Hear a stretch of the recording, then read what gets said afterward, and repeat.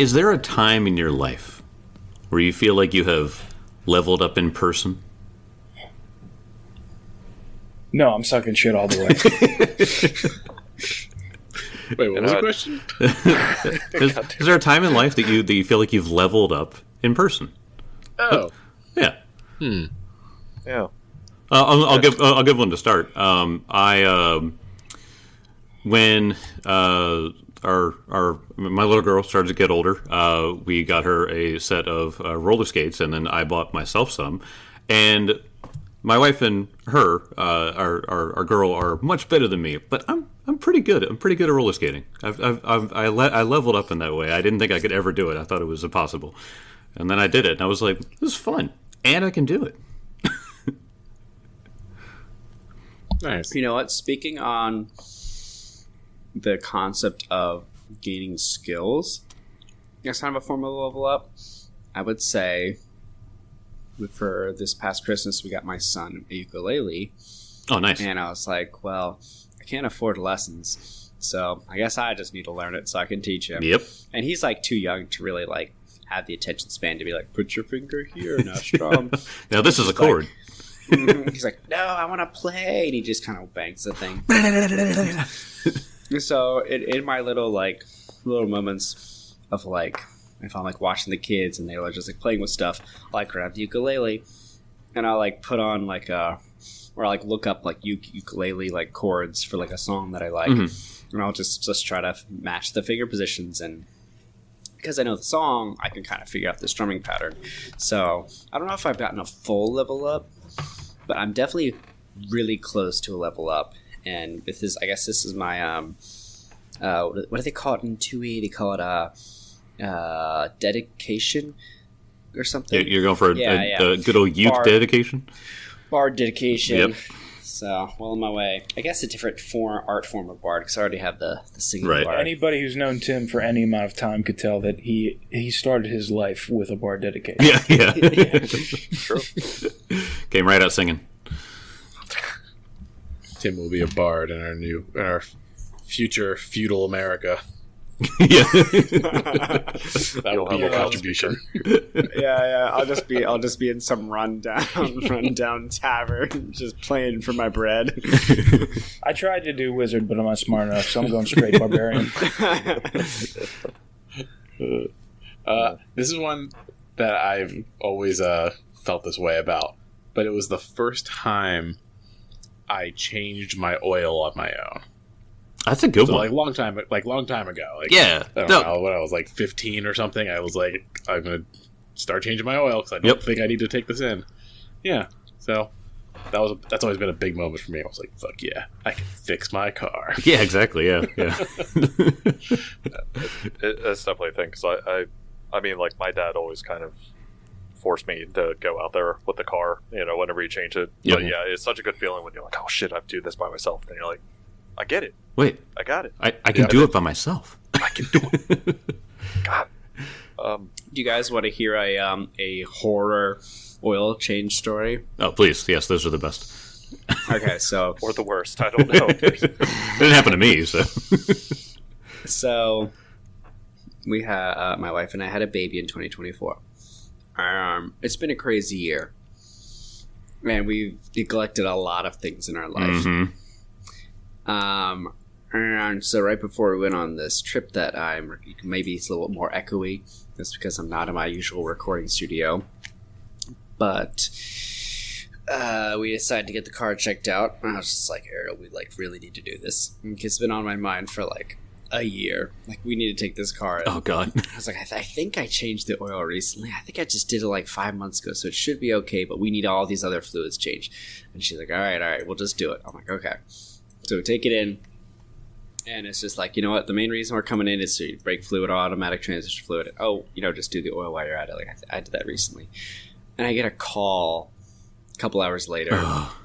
The worst feeling, to be honest. I know, my stomach drops. And it's like, hey, it's so-and-so from so-and-so.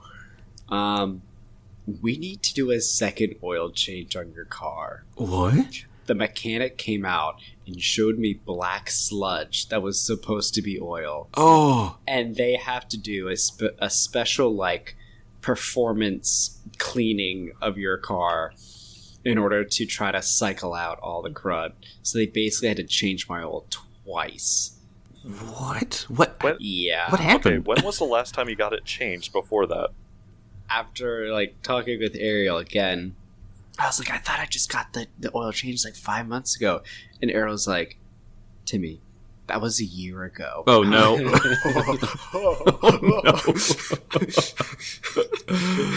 Oh, So, needless to say, Change your oil. Yeah, change your oil, kids. if you're listening to this and you're driving a car or you have a car, get that oil changed. Yeah. Do it right now. Yeah, if you haven't done it in the last like 2 months, check it Put your phone down. Stop this recording right now. on the highway. your oil. Actually, listen to the recording while you change your oil. While you That's a change good your point. oil. Perfect. Yeah. None of our fans can change their oil. Hey, I doubt that. Hey, I doubt Call that. me. I'll come show you how to change your oil. It's a lot of fun. It's real easy. if you pay for a ticket, Jake will come over to your place and change it for you. Yeah, $5 on sure. Patreon. And he will do it in the voice of Elba or anyone else you want. Yeah, I'll ruin my voice. Anyone else? So we can have Jake Carino change our oil. Oh, that's a good one. No. No, that's only if they have a Fiat. I only change the Fiat. You take the car and you push it into the lake. You buy a new one. You buy a walnut. Hey, on- this is on called wheels. insurance fraud. Oh, jeez. Let's see. I'm trying to think of like the last time I maybe leveled up. Besides, when you change jobs, professions that pay more. Oh, and you definitely. kinda feel like, Yeah.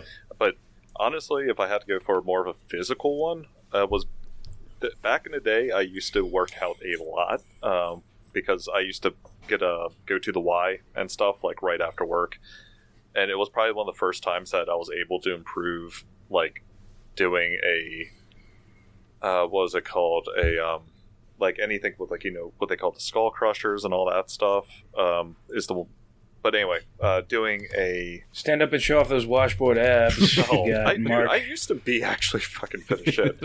But it takes one injury to really make me go, nah, don't feel like it anymore. Yeah. Also, paying for protein powder, and God, it does cost way too goddamn much. But it was the first time I was able to bench press over my weight.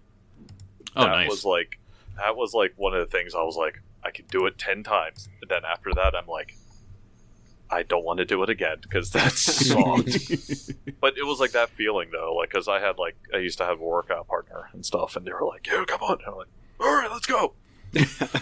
but like that feeling though, like when you finally rack it back up and you don't like do the shame thing of like you start shaking badly and then you have to go like, "Oh crap, I gotta tilt." I don't the think weights. that's a shame thing. I think that's Well- genuinely you just being tired. Oh yeah, well I'm just saying like the shame thing being the thing of and it sucks, but you want to survive.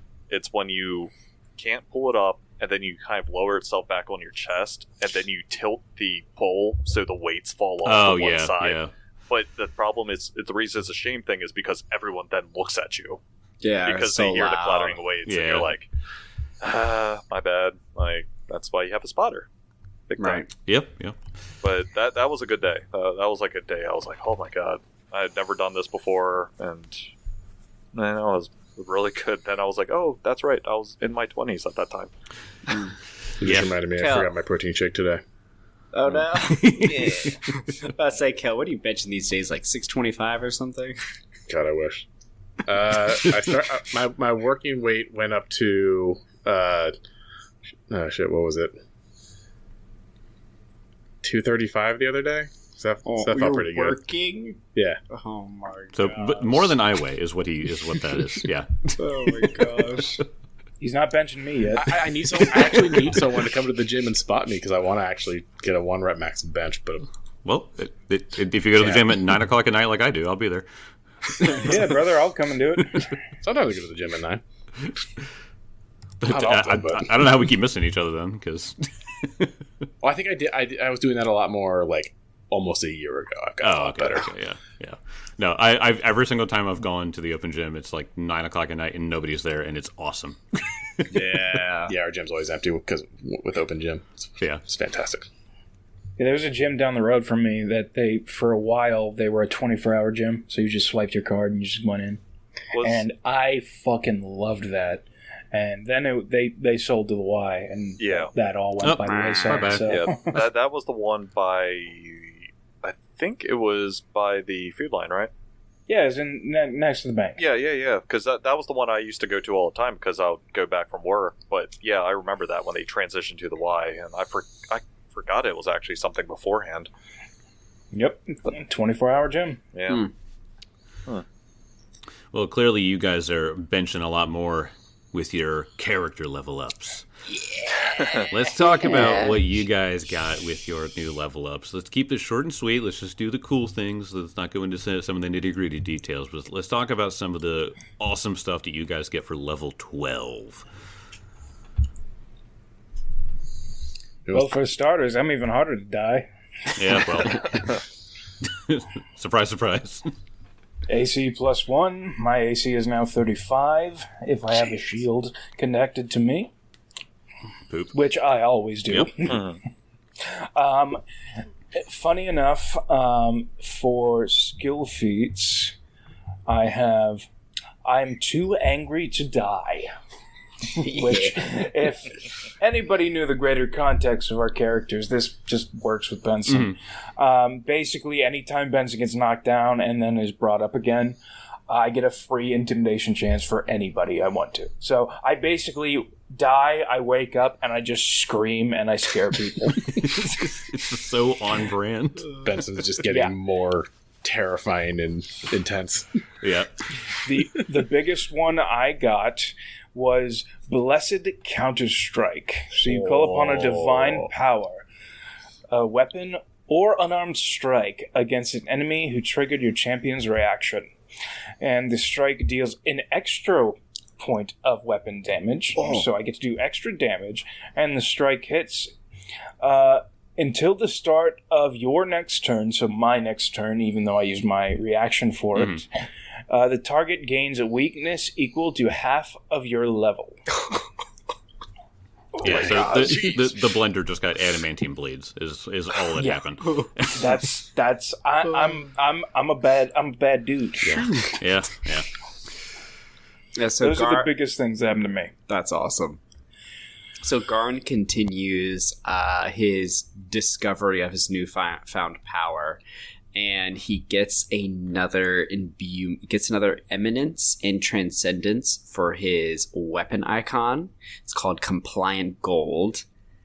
I can command my weapon to grow bigger, and it could become a reach weapon. Oh, nice. Yeah. That's solid. Dang. Yeah. But this is not even the best part. The transcendence, which is when you spark your eminence, you like release the spark, and you usually have some sort of cool power that's associated with it. I got Topple the Pillar of Heaven. This is great. Damn. That's a really fucking name. The names of all these abilities are just so unbelievably awesome. Wait, so hold on. Have we talked about what your class is? I was just about to ask that. I was like, are we talking about what your class is now? Yeah, I guess we're talking about like Let's talk about that first for a second before you continue. Okay, so my class is Exemplar. Oh, and yeah. if you don't know, like if you, the listener, don't know anything about the lore of Exemplar, I actually ask you to not look it up. Don't look it up. Yeah, but by all accounts, he's a war priest. But we will get into why this class is here now, even though it should not be. We have a very, very interesting tie-in for this. So we'll get to that in an episode or two. But go on with some of your abilities. But just know that he's a war priest thing. Mm-hmm. So my icon extends to an impossible length, striking all in its way. I get to deal 6d8 damage to all creatures in a 60-foot line. What? Awesome. Yeah, and they get a basic reflex save. Jeez. All right. Sounds like some stupid bullshit. I mean, it sounds fun as shit, but yeah. It is. It's so awesome. There were a couple other cool ones, but I mean, being able to just have a reach weapon. I mean, this character came out of the War of the Immortals book, the book where they released mythic rules. So, that's true. That's true. Pretty cool. Is that- I'm just dealing with vanilla paladin here. I know, and I still can't kill you. So Yeah. And then Keep trying, bitch. for my skill feat, I took advanced first aid. So that it still falls in line with his war priest training. So he's fought in lots of battles. He's old. He's 247. So he's fought in lots of battles, and he was the primary healer. So when his divine healing ran out, he had to resort to mundane means. So continues on that path of applying what he's learned throughout his long life. yeah. I'll go before Kezra just because mine's really easy, actually. I mean, since we only got two small things. Or two small things. I mean, they're great, but Reinder's easy. So choosing from a different selection here, I mean, a couple things. But the one thing I picked, which I thought was just really cool thematically, was something called Obscured Emergence. So, namely, since I always played with him with stealth, like coming in. So basically this whole thing is that when you by nature, a thing of the gloomy woods and barren wilds, and when you choose to show yourself, a bit of gloom clings to you, obscuring your form with a strange distortion of mist. When I stop being hidden due to my own actions, so if I shoot, I actually am concealed. Until so the end of my next turn as people. So it's kind of like that I come out of hiding and it's just like a small bit of smoke around me, like for a moment, and then it goes away.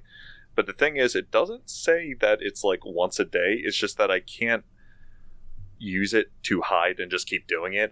But like, again, if I go into hiding, like, you know, stealth, disappear again, and then pop back out, then it would activate again. Huh. So, because it usually always happens. I expose myself and then Jake's oh, there he is, and then Get him. tries to immediately teleport half the time. Yeah. Huh. And yeah, I mean, it was just like an ability, because I saw the other ones, I'm like, yeah, that's cool, but that I was like, that's pretty kind of neat. Yeah, that's cool. Having concealment on like an oak, because the strategy here has always been Kezra gives you invisibility. It gives you another level into the second round. Oh, definitely. You know, after you do that opening shot, that's really cool. I like that. Yeah. The only other thing is something called Shadow Mark, and that is one I think is also thematic. That is, it basically I can stealth against people, and they usually, if I'm stealthing against someone now because I'm a master in stealth, they get a -3 towards their perception checks towards me. Oh my god! So awesome. It just turns into hiding, and they have a tougher time trying to figure out where the hell I am. Gotcha. Nice. So Got even sneakier. Yep. Damn straight. All right. So at level 10, I had to take my Greater Bloodline feat, which gave me my Dragon Wings. But there's other really cool sorcerer feats at that level, one of which is Quick into Casting. And then at level 12, there's a bunch of other really cool ones. But I'm actually skipping the sorcerer feat. I'm going over to the barbarian side again, and I'm taking the advanced fury feat, which allows me to take a up to 6th level barbarian feat, and I am taking attack of opportunity or reactive strike. Oh my god! Oh my god! So me and Kaiser have attack of opportunity or reactive strike. The tides are turning in this party. John Yeah. gives I've everybody also got- attack of opportunities. I've No also more got wizards. the blessed Counter Strike. Yep. Yeah, plus a counter strike. So yeah, So good. and because it's a barbarian feat, I get an additional 3 hit points with my level up. Oh, nice. Yeah. So Well, my cherry on HP is top. up to 152. God, that's awesome.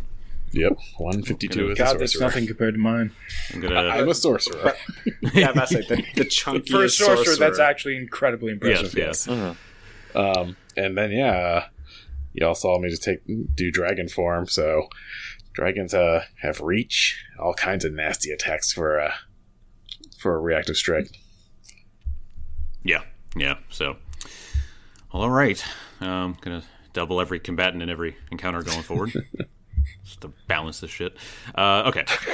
Bullshit. You fucking killed someone not too long But ago. I didn't kill everyone, Mark. Didn't kill everyone. All right. So we ended the last episode with you guys walking away from the quarry, and you had this group of 16. They're not slaves anymore. What do you call them? Free people? Free people. Freeloaders. Isn't it freeloaders? Shit. I'm just imagining it like, oh, yeah, you work with us now. Yeah, Like, you're in our employ now. We'll pay you. As you guys did the ceremony for Grimshaw, you finished that up, and you guys kind of went about your night, talking or drinking or whatever it is that your characters do to cope with something like that. And I said that Elkwood saw a figure standing in the direction of the quarry. Elkwood, do you see this figure standing there? It appears to be a female figure, and she's mostly concealed, but you can kind of see it. Like the shadowy silhouette with the shadowy background. You can still kind of see it there. Mm-hmm. And you keep focusing on her, and you realize it got really, really quiet because everything around you is frozen in time again.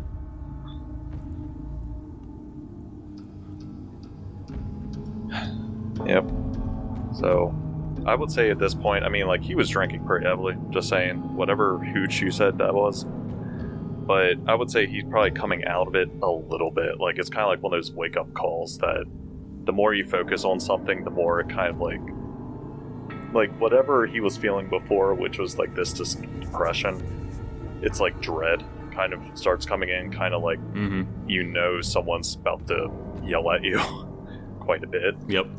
But he doesn't understand it properly. Like you said, he's not a religious person, but he knows there's something at play here. So, and you said that she is by the quarry entrance. Yeah, well, you guys had walked away from it, so yeah, about a mile she's away. She's just in the direction of it, really. But yeah, so he will. I mean, judging if other people, he will slip away unnoticed, like unless their perception check get over his. I mean, they're all frozen in time. Like, oh, that's true. Doesn't matter. yeah. Okay. So you Forget just what I said. stand up, and the entire crowd behind you is just frozen solid.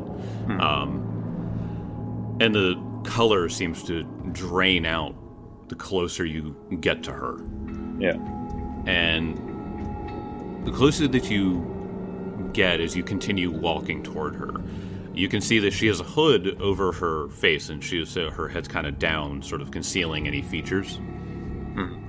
And you get within about 20 feet before she kind of looks up a bit, and it's clear that she acknowledges you. And he pauses as well, kind of taking that as the moment to stay the distance.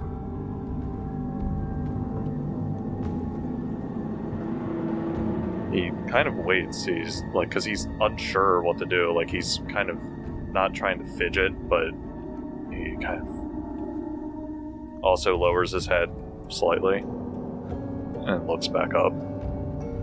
And she, with her head still lowered, says, "What are you so afraid of?" You hear this voice almost in your mind. And El kind of sits for a moment. And he was kind of speaking, kind of going back to his conversation with Benson about kind of what happened before, and he was thinking back to the Rakshasa and all that stuff, and he's just, I suppose I fear capture. I fear imprisonment. I fear not being in control. There is freedom in the gifts I give you. There's a long pause. And she says, So many bodies going to waste, Ranger. You capitalized on nothing. The wild is where you belong. The rot and decay.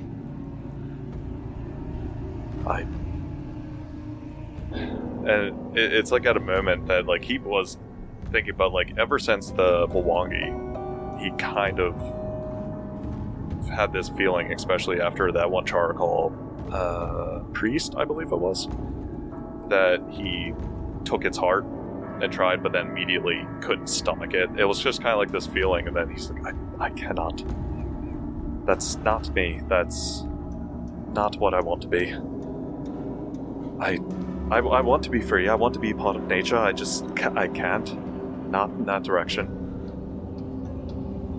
Nature is a cycle. You belong in that cycle. I've given you gifts. and the image of Vamir pops into your head. Yeah. And I thank you for those gifts. I'm simply... That isn't me. I cannot eat the flesh of another like that. I cannot. Open your mind to it, Elkwood. There is so much here with Mother. And I can't, and he kind of holds his hands over his head, and he's just like, I can't do that. I will not do that. I can't lose that part of me. I can't go that direction. Leave it to the vultures.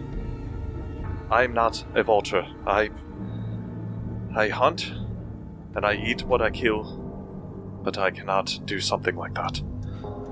She lifts her head up, and you can see that she has a rag around her eyes, showing that she's blind. I thought you were a gifted child. A revenant of a life gone by. But no. I see nothing for you. Keep your gift. I hope it destroys your heart because you're not willing to see the cycle in front of you. Be gone. I will take your rotting corpse when it is lying there like your friends. In an instant, just... whoosh, she's gone. And there's just almost like a puff of, not a puff of smoke, but like mist. And as it washes over you, you smell dead flesh. Huh.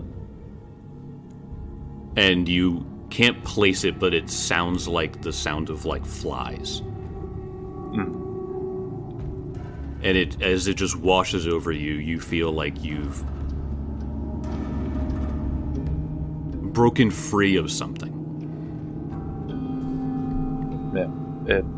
It does feel like a weird, odd burden is off of his shoulders, but it's kind of the concept of that he felt it, like, I don't know how to explain it. He was saved by Vamir, and there was this whole aspect to him that he kind of tried to dive into but found out he couldn't, and then it just kind of started to revulse him almost. Like he was just like, there was parts of him that was like fine, but then it's like when it came to body, he's just like, no, I cannot. And then his mind just broke partially. Yeah. And honestly, and I'll put it like this, with any other thing too, it just felt like he was under control of somebody else, and that kind of, and probably in the back-seated part of his mind, he can't deal with it anymore.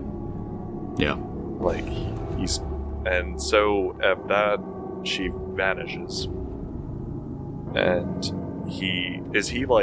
when time stopped, did it kind of seem like he is at the quarry, and it kind of turns back. So he's like by himself, or Yeah, I mean, when she disappears, the time seems to commence. So you turn around and the fire's going, people are talking. okay. It seems like none of them saw you leave, but everybody's sort of talking and milling amongst themselves. So you're not too sure if they saw all that, but the last time this happened, no one noticed anything happened. Because the last time that happened, I think it was. Oh man, that's a long time ago. Yeah, that was a long time ago, real time. But I think it was like either Kezra or something, or Adelar was there, and it was something like that. He saw that was like spacing out, like that. It was just kind of like I was brain dead for a moment. I remember that. Yeah, and it was just like kind of like, whoa, what's going on? Like, and so yeah, like if he's there, it will be kind of like something that he kind of feels oddly okay, but at the same time, like something is weird inside his heart right now, and he just kind of, if everyone's just talking, he's just kind of like in the darkness, just watching everybody, just kind of trying to get some sort of semblance of normality. Yeah. If normality is such a thing in this world. Yeah. So Yeah, because Kezra and Garn were chatting, and I think Benson, was that when you were off with your tree?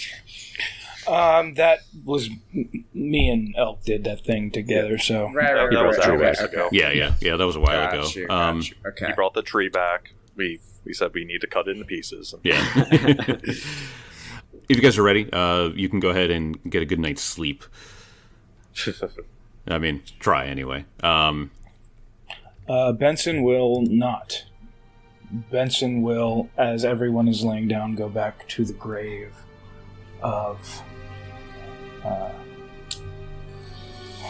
his fallen companion, Grimshaw. And he goes, and he has nothing. He's left all his armor back at the camp. He has only his sword, which, when he gets to Grimshaw's grave, he holds to his chest. Upside down, followers of Iomedae often hold their swords as crucifixes upside down, and he holds it to his chest. He says, Iomedae, inheritor mother, please take this mantle. Please take the life of your champion and give it to one who is deserving, please. And he will then shove his sword into the ground, hoping something happens.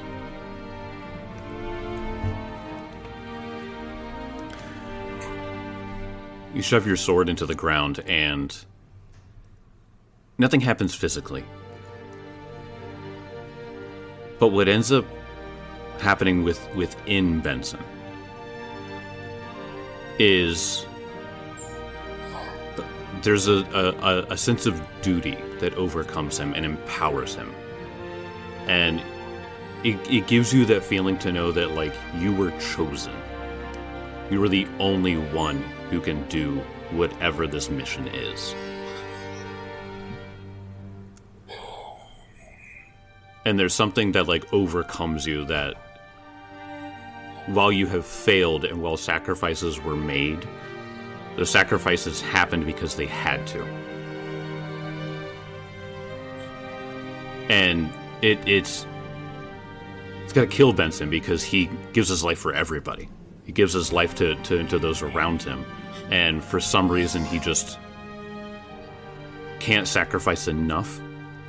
And what ends up happening is that you take a big, deep breath, and you're clearly the new strength that you find.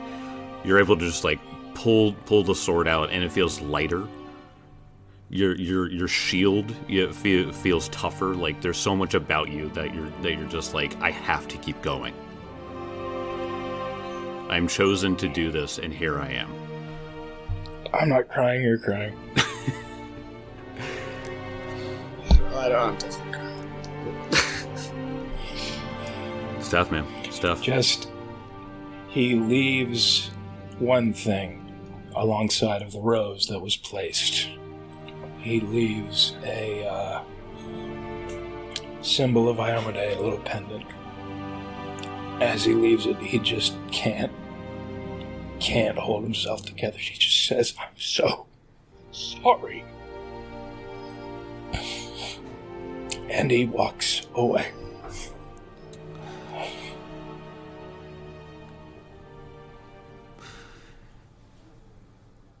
With all the emotion and everything, eventually you guys bed down. You guys make some makeshift beds for the for your newly freed citizens. But something happens with you, Elkwood. This whole thing made you really anxious, this whole encounter. And the dream that you have is one you sort of had before, where you're walking through the woods. And for like a second, you kind of center yourself. You're like, no, I did go to sleep. So this is that kind of dream I had again. And for some reason in the dream, you feel your body weaken, and you kind of like fall to your knees, and you lay down on your back, and you look, and you can see this like sickness is like overcoming you, like from your feet, and you can see your skin is starting to like decay. And it's going up your body, and you try to like do something. You try to like stop it. You try to like stifle the skin around it, and it comes up to your chest. And you start to like put your hands on your chest to try to stop it, and the skin starts to like tear away, and you're terrified and you're freaking out and you don't know what's happening. But a dark butterfly floats by and gently rests on you. And all of a sudden, all the decay and all the rot gets wiped away. And it's the breath that you intake when you wake up from this nightmare. That is like the most perfect breath of air that you've ever felt before. And it's freedom. Mm-hmm. It's the freedom that you have, though you are now free of the death that seems to have been haunting you and cursing you. Yeah, it's kind of like with that nightmare, and he's just kind of like acceptance for a moment, but yeah, like that. He wakes up, just kind of like if you've ever had that feeling of when you wake up from a dream, like all of a sudden you're like, oh my God, like that, but it's kind of like everything's crystal clear, and like it's kind of like he's seeing things with new eyes. Like guilt probably is melting away from him a bit. Yeah. But you're able to rest peacefully now. You feel as though that Desna herself seems to have blessed you in your dreams, in your sleep. And perhaps the rest of you. Desna's all about luck too, so you go completely unmolested the rest of the night. You wake up, and I'll say this, the outer brain is starting to wear off from these people. And they were sort of sedated, mentally from the outer brain, but now that they're coming to, they're starting to freak out. Realizing, that as they're like thinking back, who knows how long they have been there. But they're now realizing the situation that they're in. They were sort of herded around, by the slavers for one, but now you guys, but now they're sort of coming to. And they're able to like think more cognitively and more clearly, and they're starting to ask you guys, and they're just like, where are we going? Where are you taking us? They're obviously like a little scared. What do you guys do to kind of like calm their minds as they're coming to in this? Garn is like, yeah, where are you taking us? You're not helping. I swear to God. Benson will stand I swear up. to God. Benson, now the fully armored knight that he is, will attempt to calm people's nerves. And do we have a place we want to take these people? I need to ask the group that. We drop them off at that one town between here and the Silver City. Like, here, guys. Oh, God, what was the town called? Yeah, the one with 2 bars and they were. I definitely remember. Don't worry. Yeah. White Rock. White Rock. Yeah, I imagine we're heading so- back to White Rock because the owner of the quarry is there. Yes. True. So we need to kind of report back to yeah. him. And then, I guess we'll figure out what to do with these people when we're at Whitehall. Do we take them back to Kintargo? Benson will just stand up and say, quiet, quiet. I understand. You're not in charge. I understand you're very confused. We are going to take you back to a civilized city or a town. We have freed you, and Benson will go on explaining everything that happened. We are taking you back to that town. And if you want to come with us, if you want to go off on your own, that's fine. Nobody is telling you cannot do that. But if you want to come with us, and Benson points out all of his comrades, we are going to shepherd you there. Benson, these people don't know where they are. Garn is from Taldor. I just told them they are. I know. You didn't say where we are. Okay. Everybody shut up again. Everybody shut up again. I've got to tell you exactly where the fuck we are. Well, no, I'm just saying because Kezra actually had the conversation with Garn where he learned that Garn isn't like local to Kintargo. He's from freaking Taldor. So these people Like thousands of miles these away. people could be from other continents. Yeah. So it's like we can take them to safety, but they don't even know where they are. There's one guy who raised his hand. He's like, "How far away from Ustalav are we?" Really fucking far. You're like, I'm from the crown of the world. Ooh. Right now, I think the best course is that we will be taking all of you to Kintargo. If you know where that is, it was like 100 miles from here. It was a couple. sounds about right. It was a couple. Just a hop, skip, and a jump. It was several days. It was several days. Yeah, it was like 5 days to Whitehall, and then it was like at least another 3 or 4 out to the quarry. So it's 3 days from the quarry to White Rock, and Right. then 5 days, I believe, from Yeah. White Rock to Kintargo. That sounds right. So we're out in the country, but the closest port we can get you to is Kintargo. All right, you're not going to kill us, are you? No, you are officially rescued. You are officially rescued. Yeah, that's what the last guy said. They were slavers. We're not. You're not, and you say it goes over, starts like checking your pockets, looking for like the Scarlet Triad, like symbol somewhere on you. You find one. Glenn, quiet down. I have fought alongside these people. I can tell that their intentions are of noble cause. You see, I have faced many a battle, as I might have regaled you all with many tales of my exploits in war. I know that they are not here to take advantage of us. And now that I am back to my full strength, if they try anything, well, Kill him, Garn, I know it. I'm just trying to think about how crazy your old war tales must have been filled with Addlebrain. Oh my god. how much of those stories was actually happening? he starts a story and it detracts to a different one, like a different location completely. He's like, wait, how did he get over there? and you remember when I jumped on the back of that undead dragon? Yes. I slew its split its spine in half with my club. You don't split a spine with a club. I don't even know what he's talking about anymore. Actually, you don't say you wore an onion on your belt. I bit off its wings with my teeth. I like this guy. Let's keep this guy. I want more Garn stories. Start writing this. So you guys are heading to White Rock first. Yeah. Okay. While you guys are walking, you get just like a line of people going, and they sort of eventually form into groups and stuff like that. So it's a long walk, but you guys can make it.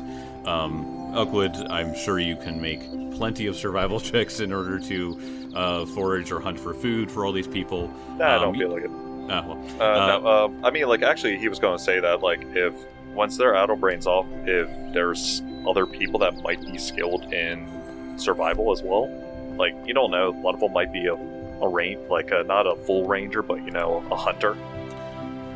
I mean, they're just civilians. I mean, they could always aid. Yeah, but I'm just saying because, I mean, even if I just did a shit ton of, I'm just thinking of the game, survival checks. For hunting, that takes a lot of time, and if we're trying to move at the same time, so it'd be better to maybe get a couple things going at the same, like rations and all that crap. No, this group. Janice, you talked to. I remember you saying something about how you knew your way around a bow and arrow. Maybe this fellow has an extra one for you, so you can help out. You know I'm no good at hunting. Well, I shot a few muskrats, but I don't know if I could take down a whole deer. Shit, muskrats are out here? Alright. This group was one god-touched super warrior, and then just a bunch of fucking shoemakers or something. We're all cobblers. That's all we know. They raided one shoemaker town. All shoes come from this place. Guys, I got some sweet J's from this person we saved in the quarry. Boots of hunting. That's all we need. Nope, they're just boots of looking fly. Okay, take it. They can aid. That's fine. Just to get super criticals, I guess. Yeah, if you give yourself a +2 because you know they can do foraging while you do the hunting and stuff. Yeah, pretty much. Hopefully to get the right blueberries, the ones that are good for you, not the ones that make you shit yourself. Oh, there you go. 20 cents. But eventually, you guys make your way. After a few days, you make your entrance into White Rock. If you remember last time, the jealous rat burned down because of Malus' doing. Damn shame.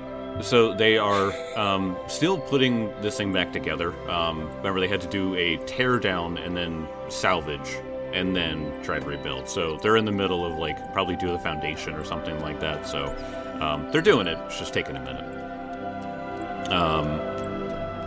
What do you guys do?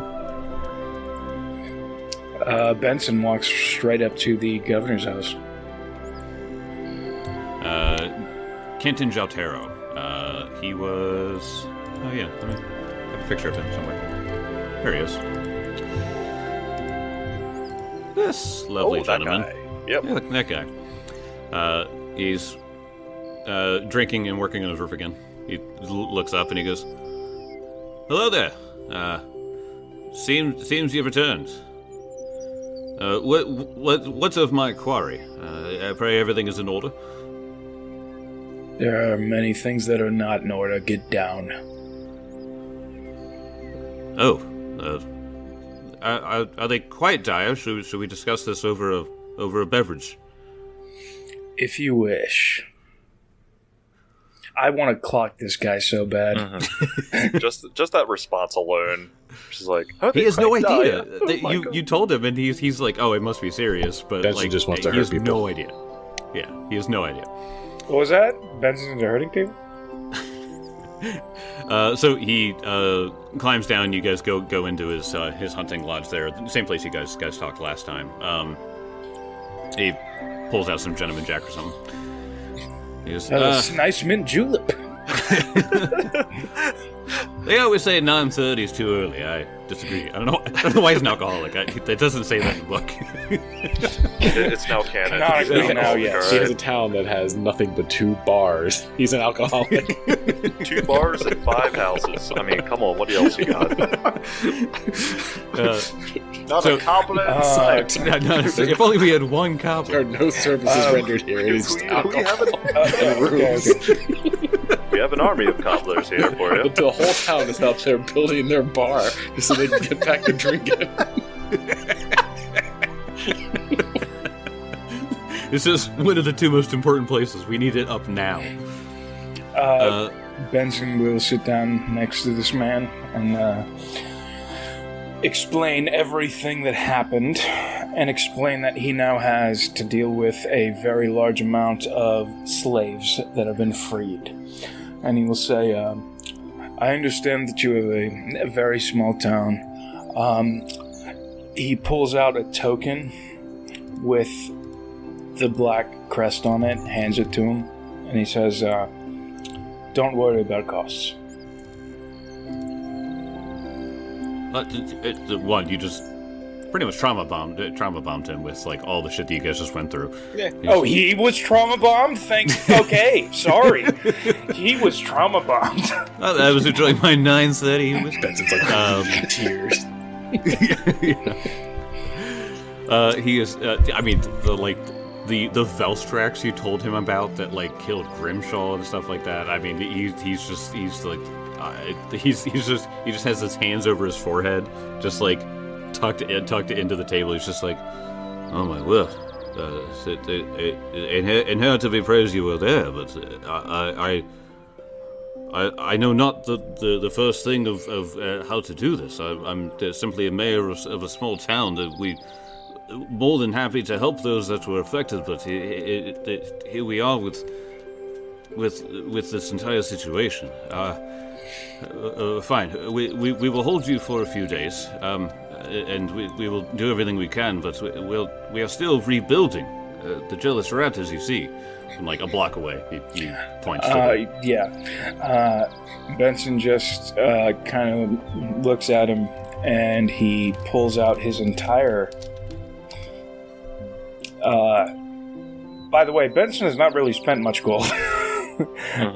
So Benson just plops down about 200 gold pieces. True. And he looks at him and says, write a letter to Morris Black. Tell him my name, give your seal, and you will have whatever you need. Take care of these people. He sits there looking at what is effectively a blank check. And he just says, right away, we will aid in any way we can. Your efforts are much appreciated. We have not much to offer with our current situation, but you're welcome to stay in town as long as you need to recover. I'm not expecting anything from you. I'm just doing what needs to be done. Make sure you take care of these people. Thank you, Sir Benson. It is a blessing to have you here. I fear what might have come over my town should the Scarlet Triad have begun expanding and. Do you think they would have raided us eventually? That's my worst fears are something like that happening. We don't have a militia. You are their next target. I know not how to show my appreciation more, but then don't. Please. Then just show it. Show it to the kindness you show to these people. We are shepherds, aren't we? We show those who are not capable of saving themselves peace. Show them peace. Then you will repay me in full and with bags of gold. Very well. We will get to work. Post haste. We'll have to build a second bar. A third bar, even. A third bar. What do you think about a third bar right here? Do you think That's exactly what these people need. At least make it an inn. A trifecta. Anybody else want to do anything? You guys are in town here. Are you guys leaving all of the people here, or are you just continuing on to Kintarga with them? I think it depends what people want to do. Yeah. I'll have to we can definitely just offer it. Someone with a better charisma skill. Yeah, wasn't the intention that Morris Black was going to facilitate getting them home, so we didn't have to? Essentially, yes. That's what I took from that. Like they can huddle up here until the Black House comes with help, and we can just continue on with our shit. Okay. I guess none of them are from Kintargo. And a few of them are. Sweet. They'll just come with us. Yeah, a few of them also say they just want to go to Kintargo because there's, ports. It's a port town. It's a port city. So obviously they'll be able to get to, to Elfin Kingdoms or something like that, like wherever the hell they're from. So about half of them stay here, about half of them come with you. So yeah, you still have about 8 people in tow. They buy something better than the rags they were wearing, which is good. Garn definitely wants something other than the loincloth that he has. No, I think it looks good on Garn, honestly. It's actually more intimidating to have an angry dwarf run at you half naked. You think, Elwood? You think I should keep the look? No, there's a whole Scottish thing. It's like they wore kilts so they could run through the heather, and the second it got too bad, they literally just dropped them. It was like you had 1,000 Scotsmen running at you, dicks out. Yep. A bunch of naked Scotsmen just running at you. Yeah, I'd be freaked terrifying. out. I'm sorry. I'm not fighting this. See ya. There was in a game that we played. It was a 5e game, but it was set in the Grimdark. It was in Grim Hollow. That's what it was. It was in the Grim Hollow campaign setting. There was a moment where they were staying somewhere, and the dwarf barbarian we had, played by a friend of the pod, Brood, they woke up because they got attacked at night, and then he was like, "I ain't putting clothes on." It's a dwarf barbarian running, just fuck it, dick swinging. Yeah, God. Now I remember that. What are you gonna do? What are you gonna do about that? Oh my God, that's great. You guys continue on your way. The people that stayed, thank you so much. Some of them might stay here for a while until the Black family comes. Some of them might just start heading south. They might, get some supplies and just start heading south.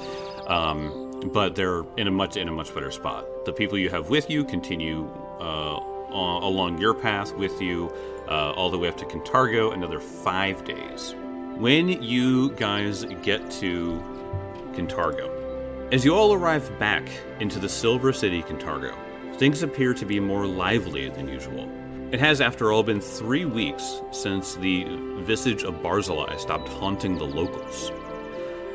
You would know that the Bellflower Network, Lacunifex, and the Crimson Briar let the dangers quietly slip away to allow the city to return to peace once more.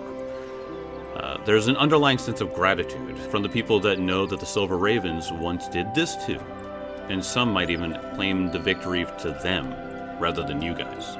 But this is just because the Silver Ravens are a symbol now, an intangible group of superheroes that Kintargo can trust when evil arises to oppress them. Today, without anyone knowing, you are the superheroes. Their good nature and lively attitudes are because of your deeds. Whether you aim to take credit or not, today you are the heroes who stepped in when they all needed you. What are you guys doing when you first get here? Just kind of seeing the whole vibe of the city in the state that it's in.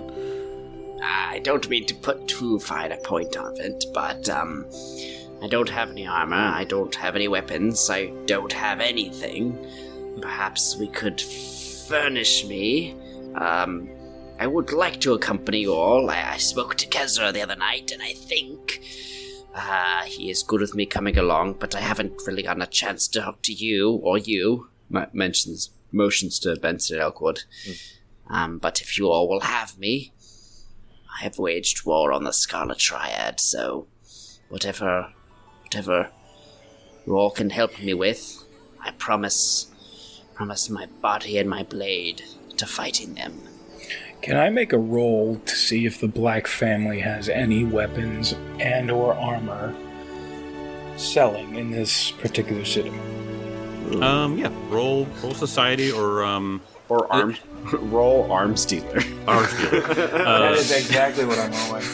Oh, they have the Black blue, family AK. I mean, the blue bones don't disappoint with a 19 on the die. All right. I will need to see what my society is because I don't have my sheet up because I'm a bad player. That's mostly roleplay. Sorry. Society's plus 14. So. Yeah. You're at some point when you're talking to some of the weapon shops and stuff like that. Yeah, you absolutely find some of the weapons made by your family. So I literally roll in, I point to him, and I point to the smith, and I said, I just said, give him what he wants. Who are you? My name is Benson Black. Oh. Oh, shit. Oh. Righto. He just kicks another guy that he was fitting. He's just like, get out of here. Get the fuck out of here. Just tosses him out, closes the door. This would be a good time to, while we're in Kintargo, before we continue on, to like probably take care of our inventory and shit after we record. Oh, well, oh Yeah. yeah, offline. Off layer, yeah. Oh, yeah. Okay. Garn, as you are looking through stuff and you're picking stuff out, weighing this option, weighing that mace and that shield, that kind of thing. Mm-hmm. You hear what sounds like a battle horn. Very, very quietly.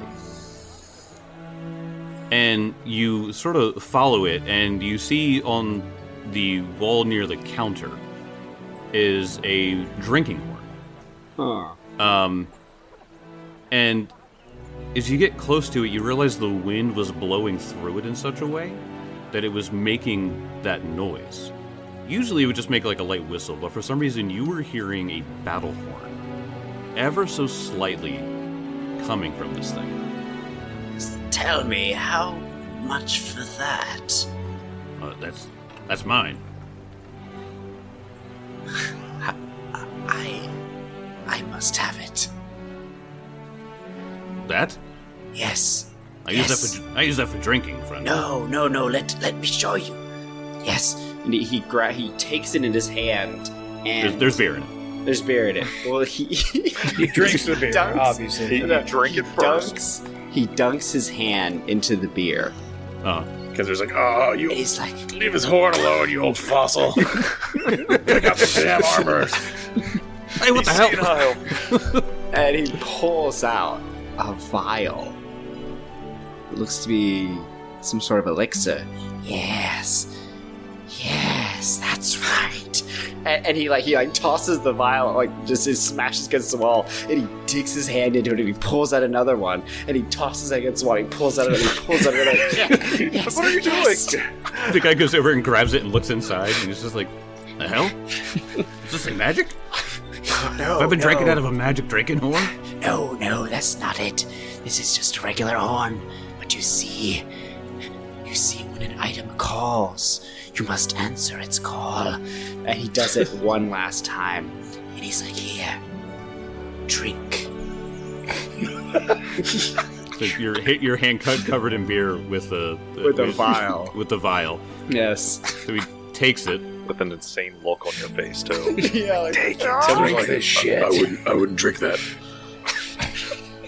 You only live once. And he opens it. and he feels if he had any hit point damage, it's gone. He's a blacksmith, so yeah, he's got a smashed finger, burnt, So burnt arm. The finger just kind of snaps back into place. The burn disappears. Oh, my wife's gonna love that.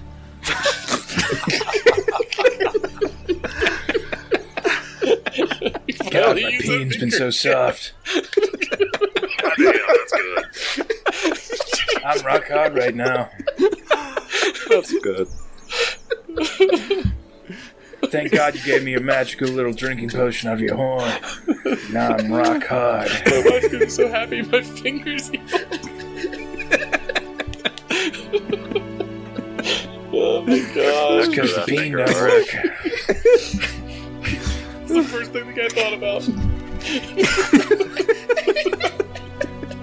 Hey, he was seriously thinking about his wife, okay? Hey, Oh, I can tell. he's a loving husband. Me too. Every time I work, I'm just like, I can't wait to go home and God. spend time with my wife. Oh my gosh.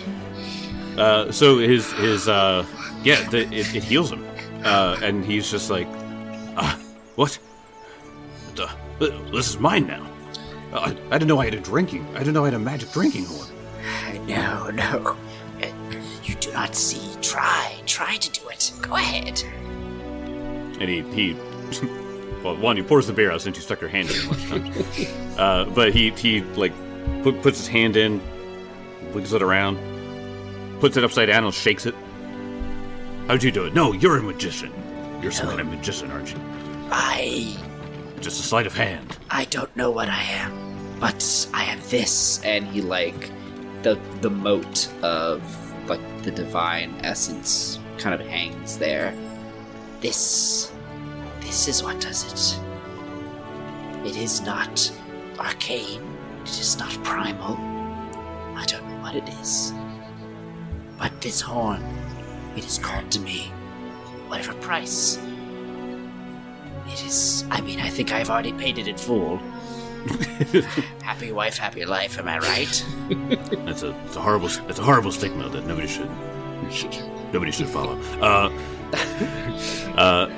He just looks at it and dumbfounded, stupefied by this. He's just like, fine. If you're buying stuff today, yeah, you can have it, friend. You can have it. Yes. All right, so he kind of slings it around, gets, maybe he has a little string or something, takes a strip from his loincloth. I don't even need armor anymore. I got this horn. This will protect me for all ages.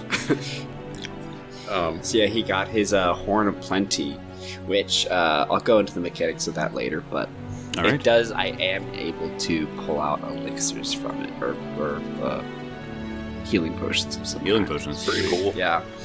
I think while you're also looking through things, Kezra, he pulls out Grimshaw's Morning Star, and he like looks over to Benson, and he goes, I think Grimshaw would want this to avenge him and to keep freeing the oppressed.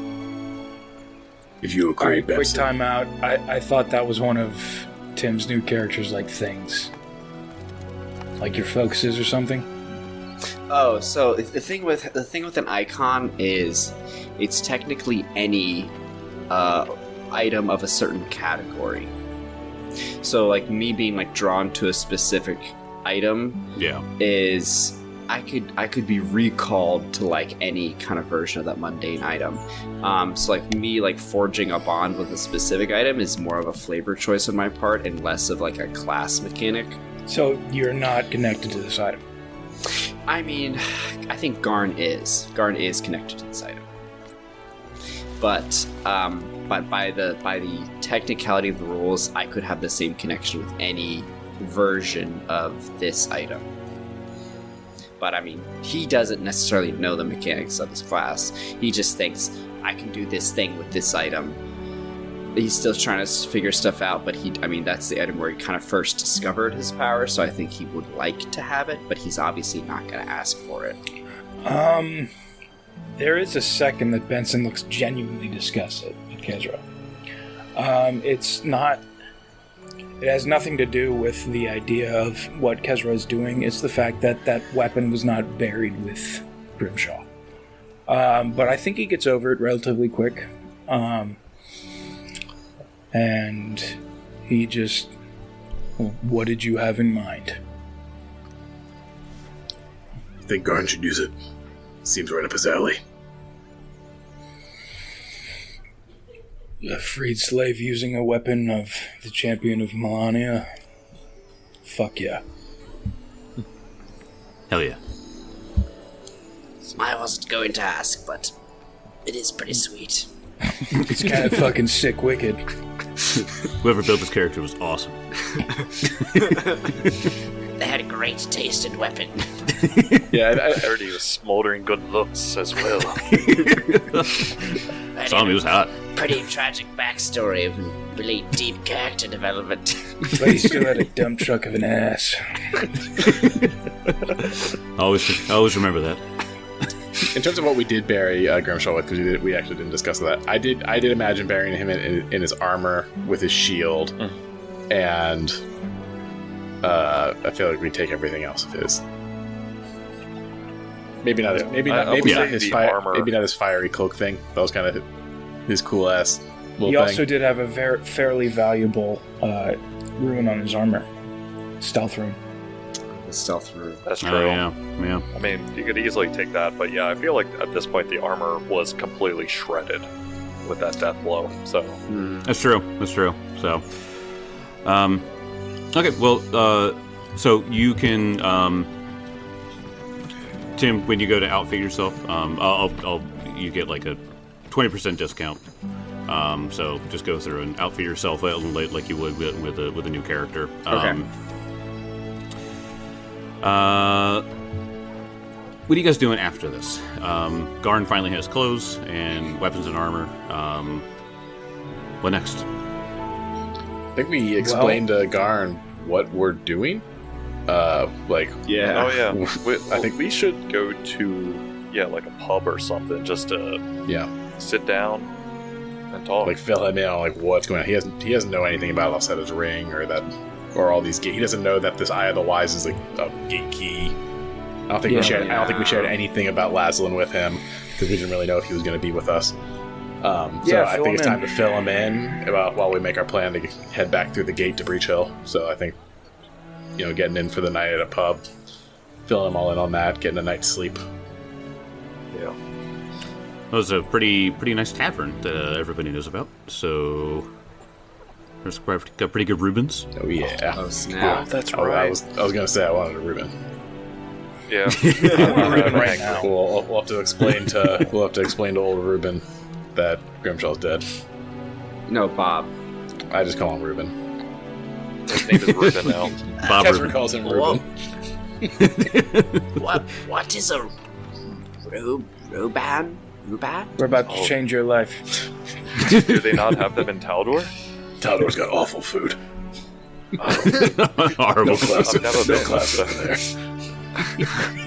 It's like I've never been there. So I don't want to visit now. They've got mashed potatoes, and that's about it. Yeah, so Garn's about to have the glory of corned beef and Thousand Island dressing on rye bread.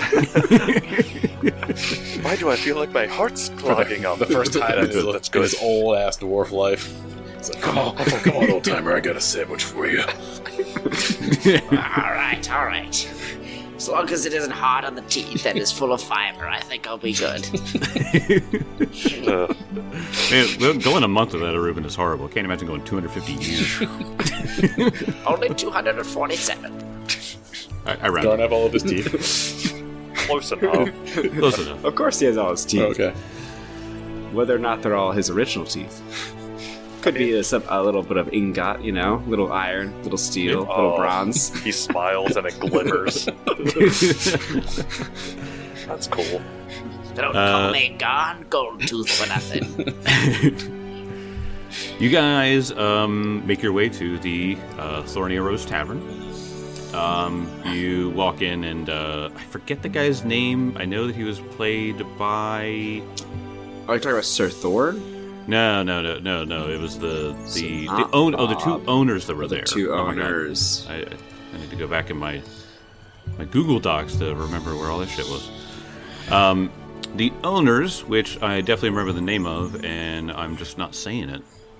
Yeah, because there was that young kid who was working the front counter. There was the line chef, and then the two owners. Yeah. They pieced out pretty quick. I remember. Well, remember that they were told to go bring back. Yeah, you heard from who was it? Is it Sir Thor? No. No, it was. It's that young blood. And then we found a note. Alvin. Alvin was the guy who was played by Paul Dano.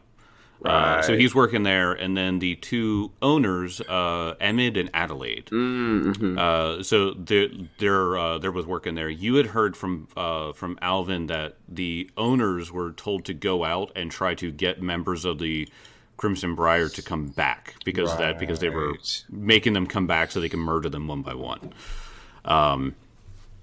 So you walk in and Alvin's waiting tables while the two owners are the husband is talking to people while the wife is making drinks.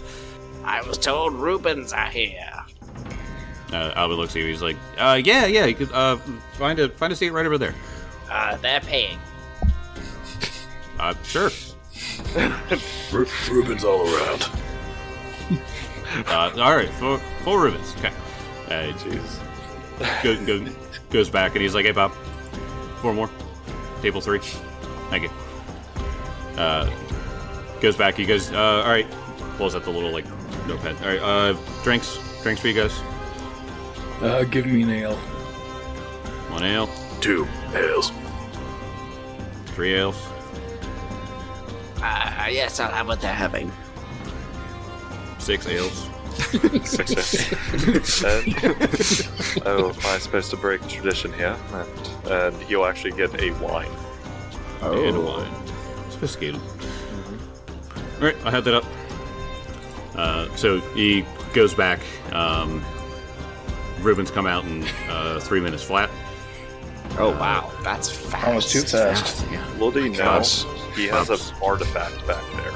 20th level that just pops Ruben out. I'll take that artifact. Comes out, hands them to you guys. None of you. I think you guys met Alvin, but Alvin. No, actually, you didn't. Grimshaw was the only one that made contact with Alvin and sent him off. Yes, yeah, and then said, "Get out of here. I'll take care of it." So it's really just Bob and Sir Thorn, and they're nowhere to be seen. Well, Bob's in the back. kitchen. Yeah, but Bob's in the kitchen. But obviously, Sir Thorn is maybe downstairs, right? But you don't know. I don't even know if Grimshaw told anyone like a secret. I'm sure he must have told them the secret code word. I mean, it's hard you have to order a certain drink. Jake totally teed us up. Or no one ordered the drink. Would they know? Would they know to do that? I think Grimshaw would have filled them in. Okay, I'm pretty what's sure. the drink? It's the Crimson Elixir. All right. Well, after Benson gets his ale and his Reuben, and he said, "Oh, could I also get some Crimson Elixir?" Okay, so you have to order it with a twist of fate or something. And a twist of fate, whatever. Just Jesus Christ. You gotta pull your pants down. You gotta whip it out and just start shaking that hog. Got a helicopter. You order that, and Alvin just looks at all of you and just goes, okay, yeah, when you're finished, follow me, I guess. So you all take your time eating. I guess this is the time that you'll fill in Garn with everything. Yeah. And you go down into the basement of the Thorny Rose Can Tavern. I make any check? Because this is seeming really fucking shady. Oh, that's kind of the point. Yeah. Okay. Yeah. That was the thing. Remember they were like the secret SWAT team that was busting into human trafficking, operations and stuff. So you guys go down. The angel statue is still broken. But Sir Thorn comes out to meet you guys. With a good leg? Yeah. Nice. Yep. So yeah, he seems to be walking fine. He's just in regular clothes and stuff. And he just comes out and he's just like, "Friends, how are you? New compatriots. Where's Grimshaw?" He's gone. I'll see you guys next time.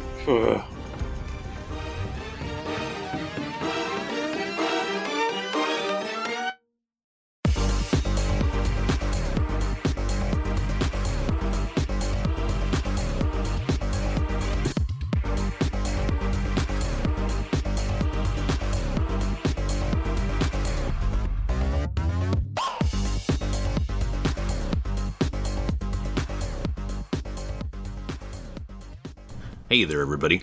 If there's one thing I love about tabletop role-playing games is the monsters that players will come across in their adventures. And that's why one of my favorite things coming out from Misty Mountain Gaming is their Monster Mayhem themed subscription box for the month of May. Go sign up right now for one of the tiers and you can get some awesome stuff coming out from them. Little trinkets and stickers and all sorts of theme stuff for all of your favorite monsters from Dungeons & Dragons and Pathfinder and everything else. Different tiers get you different stuff. And as always, make sure to use Dragon Punch Squad at checkout to get 10% off your entire order. See you in the next episode.